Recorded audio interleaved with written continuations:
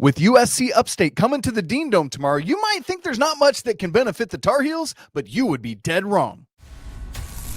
This is Tyler Hansbrough, and you're listening to Locked On Tar Heels. You are Locked On Tar Heels, your daily podcast on the UNC Tar Heels. Part of the Locked On Podcast Network, your team every day. Hey there, what's up? Happy Friday. It's December 12th, 2025. Welcome into the Locked On Tar Heels podcast, the only daily North Carolina show out there. I'm your host, Isaac Schade. You're joining me at the place to get your Tar Heels content every single day. It's all part of the Locked On Podcast Network, now the #1 sports network for podcasting out there. Thanks for making us your first listener watch on this Friday to get your weekend up and going. Special shout out to all you everydayers who have joined us, all these brand new Everydayer Club members, the members of the Locked On Tar Heels Discord, and our insiders as well. This episode is brought to you by FanDuel. If you want to be right in the middle of the action this season, visit FanDuel.com and place your NFL live bets all season long. Coming up on the show today, we are going to get ready for this USC Upstate game that's happening tomorrow. It's the game where Carolina is coming off exams, often a sleepy opportunity. I want to tell you why this game is important. We'll get to our Four Corners preview for the game. I'll make game predictions and help us get to know USC Upstate a little bit. In our weekend whip, there's not much in it, but there's a big time women's basketball game this weekend at home as well. I also want to note and remind you all, I am gone right now with my family. We're down in Disney World, just taking a much needed quick family getaway before the holidays and before the crunch run of basketball season in the spring. You know that we're all going to be locked in on that, and so I want to be ready for it. So what that means is we will not go live after the game tomorrow. I apologize for that. And on Monday's episode, there will be no recap of the game either. In fact, I've already recorded that. It's myself and Josh Marlowe. Super fun episode. You want to get in on it. But I will be back for Tuesday's episode. We'll preview ETSU, and I will be live Tuesday night after that game, so be ready for it. Okay, here we go. If you've been a North Carolina basketball fan for any amount of time, or really any college basketball fan, you know that the Saturday coming after exam week is often a sleepy game. A lot of times the team looks rusty because they've been focused in on their tests and doing other things, and they're not always often at their best. Thankfully, in this instance, that's not coming against some high major team or CBS Sports Classic, but rather USC Upstate. And so while it is a team of USC Upstate's caliber, meaning not one of the best teams in the nation, you might look at that and think, oh, ho-hum, they're going to roll out of bed and just dump 157 points on this team. Not so fast, my friend, in the words of Coach Corso, because this is an opportunity to see what sort of killer instinct and mentality these Tar Heels truly have. I think these guys are a bunch of competitors and they want to go out and win. And it's Caleb Wilson, quite frankly, that sets the tone for that in an ongoing basis. I am looking to see in particular, when I watch this game back, when I get home from Magic Kingdom on Saturday night, how will Carolina look? Are they going to be ready to be sharp and locked in? Are they going to be ready to go out and not overlook an opponent? I don't think this team has done that much, but we've seen other teams do that. A team with the killer mentality is the team that's going to show up, and I don't care if it's Duke or USC Upstate or Florida State. They're going to play the game the exact same way, not playing down to their competition. And while USC Upstate, if we're being honest, as I look at Carolina's schedule here, along with Central Arkansas and East Carolina here in a couple weeks are probably the three. Oh, and NC Central. NC Central's, if we're just being honest, is the worst team Carolina will play this season. But this team is in that next tier of the second to fourth worst team Carolina will play. I don't care. They have to treat this like it's Duke or the national championship or whatever it is. Part of that is because this is a great chance to get a lot of guys a lot of minutes. But what that means is you cannot do what you did against, say, Navy, where you had that big lead and then some of the starters had to come back in. The way I would phrase it is this. This is a great opportunity for the starters to do their work so that the backups can do theirs. Meaning, if Kyan Evans and Luka and Jarin and Henri and Caleb do what they're supposed to do as the starting five, That's going to allow for 8 to 10 minutes for a lot of the backup guys. And a game like this, yes, it's great to get the walk-on level players in, but a game like this, most important to me, is for the second flight guys. So we're talking about, like, I want to see Isaiah Dennis. This is an opportunity. What's the biggest gaping hole Carolina has because Van Allen, Lubin, and Jalen Washington are gone? Backup 5. Can either Zayden High or James Brown play legitimate minutes and just start to show Hubert Davis, like, hey, I can take the bull by the horns with this backup 5. That said, a caveat with it. It's funny because it's this same weekend last year. I forget who Carolina was playing. Actually, I could look back and tell you in real time, but where Cade Tyson had his best game of the season. I believe it was LaSalle. And he went off, right? Had like 6 threes or something like that. I can even look at the box score in real time. Cade Tyson. Yeah, 5 of 10 from 3. He had 23 points. But that was like it. That was the one time he had a game of that nature. So I hear that. Like, even if Zayden or James has a good game here, it's like, you got to consider the opponent. I get it. But still, just the confidence to go out and have a moment like that could be huge.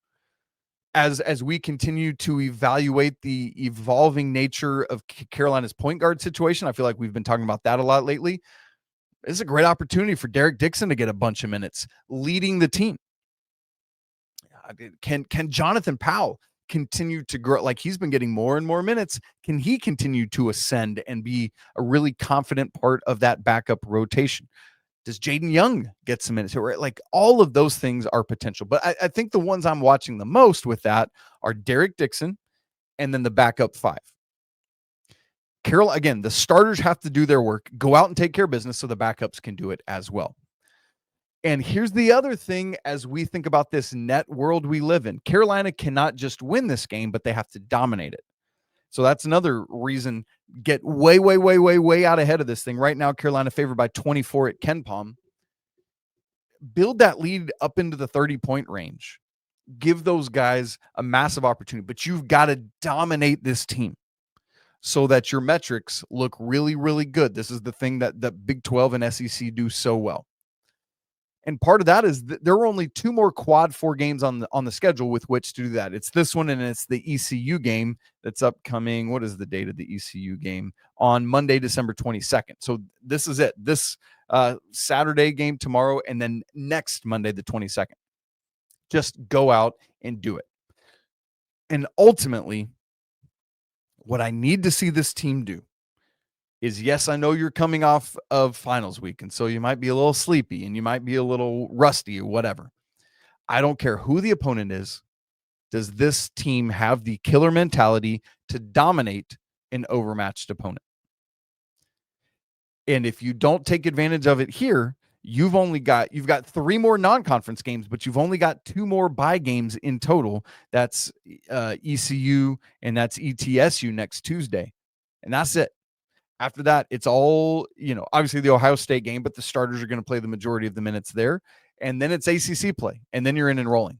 So if you're going to prove to Hubert Davis that you belong in this rotation, tomorrow's the day to do it. Next Tuesday against ETSU is the day to do it. But start now. I want to see this team come out and dominate. That, to me, is more of a sign of an elite team than a team that goes out and competes with your ACC opponents. Because anybody can get up for an ACC game. I want to know how you get up for this game. And to get ready for this game, we got to get to our Four Corners preview, where guess what? It's like a broken record this year, but boy, is it a great broken record. The Tar Heels are much bigger. Can they operate from their inside against USC Upstate? We'll get to that in the rest of the Four Corners preview in just a second. Right after I tell you about Rougiet, let's talk about something most men don't bring up, but absolutely should. It's stress from work, money, and life. That doesn't just switch off at night, and when it shows up at the worst possible time, Rougiet Ready is designed to help you take back control. Rougiet Ready is a next-generation prescription treatment created to support both the brain and the body so you can feel present, confident, and ready when the moment matters most. Rougiet Ready combines 3 clinically proven ingredients in one mint that dissolves under your tongue so that it absorbs fast. You get to connect with a board-certified doctor online, and then everything ships very discreetly right to your door. So it's easy to understand why over 150,000 men have already made this switch. Most men are ready to go in about 15 minutes on average, so you can stay present, confident, and in control when the moment is right. If you've been thinking about taking that next step, now's the time. Head to Rugiet.com/lockedoncollege. Again, that's RUGIET.com/lockedoncollege to get 15% off your order for a limited time. Rugiet ready. Feel present, feel confident, feel ready. This episode is also brought to you by our good friends over at FanDuel. NFL Sundays move fast. One big play and suddenly everything feels different. That's what makes live betting with FanDuel so exciting. You're not just watching the game, you're reacting to it in real time. With FanDuel, you can place bets as the action unfolds. Every drive, every momentum swing, every highlight moment. Live betting is best when the game starts to shift. A receiver gets hot, a defense tightens up, or the momentum flips after a big turnover. And FanDuel lets you jump right into that moment because live spreads and money lines, they adjust instantly. When a player gets hot, the player prop updates right now.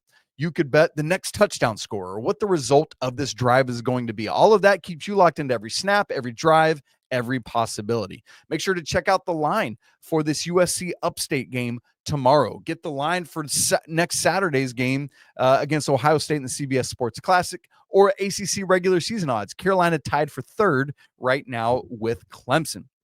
You want to be right in the middle of the action this season? Visit FanDuel.com and place your NFL live bets all season long. FanDuel, the game moves fast, and so can you. Thanks for making Locked On Tar Heels your first listener watch of the day and Locked On, the #1 sports podcast network. By the way, if you're a true diehard Tar Heels fan, the Everydayer All Access tier is built for you. You'll get one-on-one text access with me, all access episodes, an exclusive daily newsletter, and 15% discount to the Locked On merch store. Head on over to lockedontarheels.supercast.com to join the Everydayer program and unlock the All Access tier. You can also find that link, by the way, in the show notes. All right, Four Corners preview for the USC Upstate game. Number one, I'm talking about this a lot lately, and it's a drum I'm going to continue to bang till I'm blue in the face. Carolina needs to play inside out. North Carolina will once again, I am never going to get tired of this. It used to be something maybe we would take for granted as Carolina people. Carolina is just big, and they're going to be big. But after last year, it is something I'm never going to take for granted again, the Tar Heels being bigger than their opponents. So what I want to see is here's the starting lineups. North Carolina is very big. USC Upstate is very not. 6 foot, 6'1", 6'4", 6'6", and then either 6'9" or 7'1", depending on who starts at the 5. I'll explain more about that later. But that means like Jarin Stevenson as a 6'10" small forward at the 3 is going up against a 6'4" player. Caleb Wilson as a 6'10" is going up against a 6'6" power forward. Luka Bogavac, 6'5", 6'6" at the shooting guard, is going up against a 6'1" guy. And the guys coming off the bench too, 6'4", 6'5", and either 6'9" or 7 foot, depending on who's not starting. When you look at the difference in average height, Ken Palm tells you all the average heights of teams. North Carolina, average height, literally #1 in the nation, which is crazy. USC Upstate, on the other hand, 306th in average height. All that to say, yet again, Carolina needs to get the ball inside and let those guys work. And that brings me to Four Corners preview point number 2, because I would imagine and expect that, like we've seen multiple teams do in recent games all the way back, really we saw it first in the St. Bonaventure game, is I would expect that one or both of the front court guys are going to get double teamed. I mentioned this on yesterday's show, on Thursday's show, but I would imagine that teams who don't have bigs that can play one-on-one coverage against the Tar Heels are going to double team them. Because where is Carolina's best asset? It's in the front court. It's Caleb Wilson and it's Henri Veesaar. So I'm not going to let them beat me. I'm going to force them to move the ball and pass it. And so what that means for these guys is that if they're going to get doubled, they've got to be ready to make quick moves, whether that is a pass, a drive, or a shot. I don't care what the move is. It just has to happen quickly. Don't get yourself bottled up. I don't care that you're bigger. A double team can come and frustrate you. And then what has to happen is Caleb or Henri, when that double comes, has to be ready to move. And then the other 4 players on the court have to be ready to make a follow-up move to that, either to keep swinging the ball to the other side of the floor, which is going to be now wildly opening and the other team's recovering, and either you attack the closeout, get to the rim and finish, or dish to that big who now is not double teamed, or make a shot from 3. Because while I've been talking about I wish Carolina wouldn't take the volume of threes, those are the threes they've got to take when they get the other team in rotation and you find a wide open 3 on the wing, Luka on the backside of this double team, come on with it, right? That's what you want to see. So I'm going to assume that until Caleb and Henri both prove consistently and time again that you double team me at your own risk, and that the other guys are then knocking down the shots, that we're going to continue to see it. So I expect to see that again. I'm very curious to see how they respond to it. Number 3 in the Four Corners preview. One of the things that USC Upstate has as a strength is defensive rebounding. They are 59th nationally in defensive rebounds a game at 28. They're not a very good offensive rebounding team. I actually pulled away from that number. Let me see if I can get back to it and tell you in real time here. USC Upstate. There we go. Offensive rebounding, they get 11.2 per game. They're 203rd. But again, they're 59th in defensive reboundings. So what I like for this, I talked in the first segment about how, hey, this is one of those games where on paper, it seems like not a big benefit to you. But again, we're going to learn about Carolina's killer instinct and killer mentality. Is it there? Is it intact?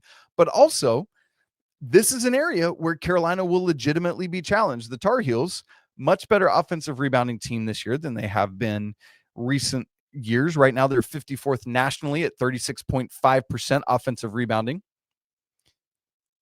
But the defensive rebounding of USC Upstate actually looks like it might be a bit of a challenge. Not that I think Carolina can't beat it and outman it.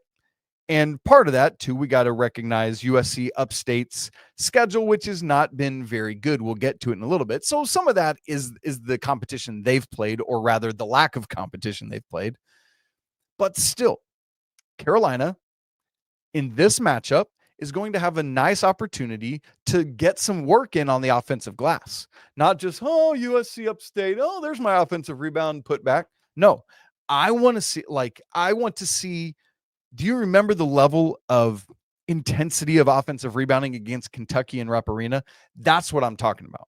I want to see that on the offensive glass. Great opportunity to go up against a good defensive rebounding team. Number 4 in our Four Corners preview. I'm going to use a word wrong on purpose. Carolina needs to shoot the ball good.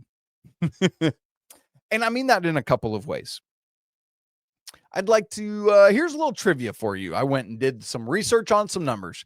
How many games this season, Carolina's played 9 of them, do you think the Tar Heels have hit 40% or more of their threes? Not for the season long, but in an individual game. How many times has Carolina hit 40% or more of their threes? I'm going to count down from 3, and then I'll tell you. 3, 2, 1. One game.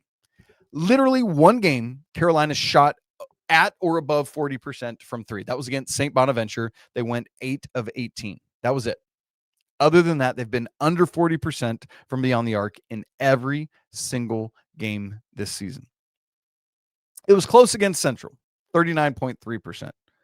But the next highest was against Navy, and that one was even under 35%. So if I said, how many games has Carolina been above 35%? 2. That's it. You got that is ungood. It's no bueno.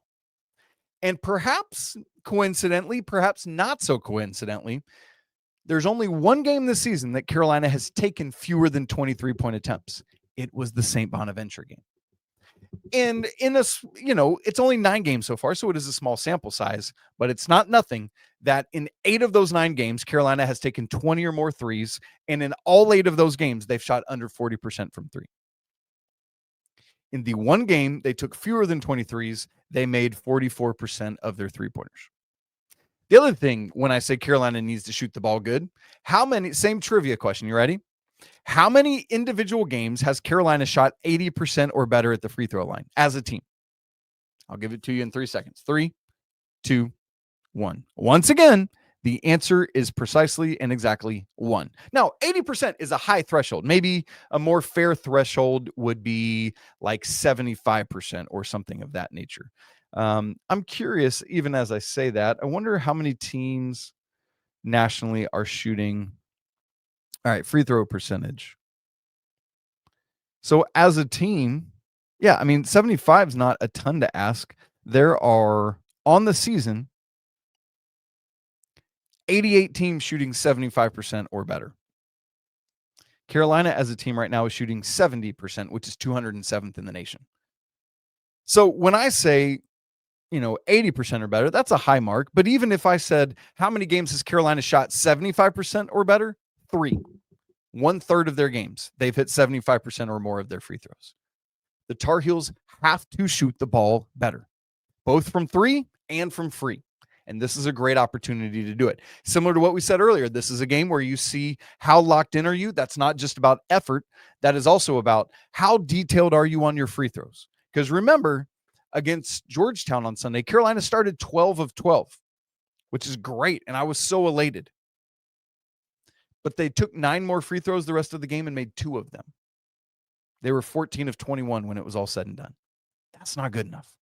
All right, we need to get to know USC Upstate even more. Who are they? What do we expect from them? Who are the names to know? We'll get to all of that and our weekend whip around to wrap the show in just a second. Right after I tell you about Aura Frames, the holidays are officially here, which means gift hunting season is on. And if you want something meaningful, personal, and guaranteed to get a reaction, Aura Frames is the gift that delivers every time. It's not just something you wrap. It's a way to actually share memories with people you love. Because your average picture frame, you can preload it with photos before you even gift it. So as soon as your loved one plugs it in, mom, dad, brother, sister, whomever it is, the memories are already there. No apps to figure out, no setup headaches to mess with, just instant smiles. It comes with endless uploads of pictures, and you can even do videos that are up to 30 seconds in length, and you just upload that into the Aura app. You can add a personalized frame or a message right inside the frame so that the gift feels thoughtful the second it's opened. I love that packaging. It comes gifts ready, so there's no price tag, no wrapping needed. It's a huge win.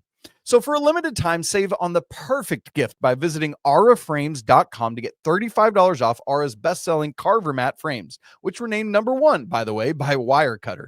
And you can do that by using promo code COLLEGE at checkout. That's AURAFrames.com, promo code COLLEGE. This deal is exclusive to our listeners, and the frames sell out fast. So order yours now to get it in time for the holidays. Support the show by mentioning Locked on Tar Heels at checkout. Terms and conditions apply. All right, let's get the details of this basketball game. Carolina hosting USC Upstate tomorrow, Saturday, December 13th in the Dean E. Smith Center. It's a 2 p.m. Eastern tip on the CW. What's fun about that is, again, it's not a crazy high-level opponent, but it's an afternoon in almost mid-December, essentially mid-December. Finals week's over. A lot of students are, people are out doing holiday things. I would imagine this game is going to be highly, highly attended, especially because next Saturday's game is down in Atlanta. And so it's not on campus. I like a middle of the afternoon, December 13th tip. The energy for this game, despite it being USC Upstate, should be great. It's going to be on the CW network. There's no FanDuel line as I record this, but Ken Palm has it Carolina by 24. At Torvik, it has Carolina by 29.1 points. This is the first ever meeting between USC Upstate and the Tar Heels. Their head coach is Marty Richter. He's in his second season at the school. As you would imagine, they are not ranked in the AP poll. They were picked 9th in the Big South preseason poll, which, by the way, is dead last in the Big South. Right now, as we record, they are 200th in the net. As I said earlier, that makes this a quad 4 game. Right now, they're 259th at Ken Palm. And their offensive efficiency is 277th. Their defense is 213. Very similar numbers at Torvik, although a little bit lower. They're 288th overall at Torvik, 291 in offense, and 240 in defense. Here's what they've done so far this season. They're 6-5 overall, no conference games yet. Their wins are over Fresno State, who was their best win, NC Central, common opponent, what's up, Coastal Carolina, and Western Carolina. They also beat Two schools who are not Division I schools, so I'm not even going to bother mentioning that. Their losses are to Cal Baptist, UNC Wilmington, Tennessee Tech, West Georgia, and Nebraska, the Huskers.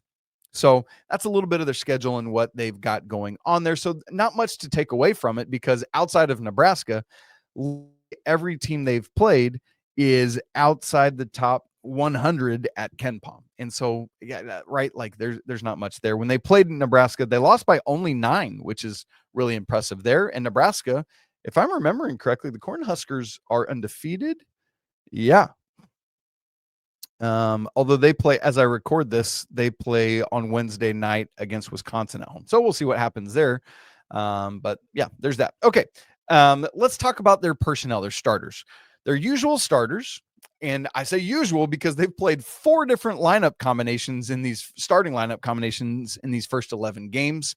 There are 2 players that have started every game and 2 players that have started 9 of their 11 games. So, they've got 4 guys that have been essentially regular, and the guys that haven't been is at the starting 5, the starting center position, where it's basically been split down the middle. We'll get there in a second. Let's start, and we'll just go through it one by one. Number 1 at the point guard is Tyler Smith. He's 6 feet tall. He's the leading assist man at 3.5 a game, but he does have 2.5 turnovers. So if Carolina can get into him a little bit, we've been talking this week. Coach Rob and I talked earlier in the week about really trying to apply some defensive pressure. Great opportunity to do that against Tyler Smith, but he himself has 2 steals a game, so you got to watch out for that. At the shooting guard, 6'1", Carmani Gregory, who is the second leading scorer at 15.1 a game. So Luka's going to need to get up into him a little bit. But at the 3, and this is maybe the most interesting matchup for me to watch, is 6'4" Mason Bendinger, who is the leading scorer at 16.1 a game. But let's remember who's probably going to be guarding him. 6'10" Jarin Stevenson. I would imagine that Mason Bendinger is not going to get 16.1 points in this game. I'm very interested to watch that. When Carolina's on defense, that's where my eyeballs are going. At the power forward position is 6'6" Lyric Davis. And then at the 5, I mentioned it's kind of been back and forth. They've got Japheth Martinez, who is 6'9", and Cohen Collier, 7'1". They've each started about half the games. I would imagine because of Carolina's size that we would see Cohen Collier, who's the 7-footer, in that starting 5, but we'll see what happens. Martinez at 6'9" is their leading rebounder at game, which is kind of scary. I think Carolina could very easily dominate that. But Martinez leads the Big South right now in blocks at 2.1. As for Collier, he has been the starter 3 of the last 4 games, including the last 2. So we'll see what happens there. Game prediction for this thing. If we're being honest, it's, Carolina, again, favored by 24 at KenPom, 29 at Torvik. It's a choose your own adventure kind of game where you name your score. Hubert Davis can basically do whatever he wants. They want to do enough to win by a lot and get those high efficiency margins, which are going to help at KenPom and at the net and all that kind of stuff.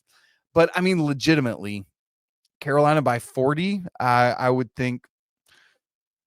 I'd love to see the defense keep yet another team under 75. Literally no team has scored 75 on Carolina. So I'm going to say, I said 40. Let me go 30. 90-60. That's what I'm looking for in this game. All right. Let's get to the weekend whip around. Again, there's not much there, but women's basketball, critically big game for them on Sunday. The ladies are 9-2 overall right now and 12th in the nation. On Sunday, they host number 22 Louisville to kick off ACC play. They go back to non-con after that, but there is this one ACC game. That's Sunday at 4 on ACC Network. Now, Louisville is 22nd. And they're 8-3 overall. They've played an ACC game and they're 1-0. But don't hear 8-3 and be like, oh, Louisville's not that great. Their 3 losses are to number 1 UConn, number 3 South Carolina, and number 20 Kentucky. So don't see that record and be fooled. Louisville is almost always really, really good, and I expect this to be a very tough matchup for the Tar Heels. We'll see what happens. Big game from India Navarre coming, I hope. Wrestling, 5-0 on the season, 21st in the nation. They've got their own big matchup this weekend. They're 21st. They are hosting number 18 West Virginia tonight, Friday at 8 p.m. Eastern. It's on ACC Network Extra. Go get all the pins. Gymnastics, we are getting close. They have a blue-white scrimmage coming up on Monday of this week.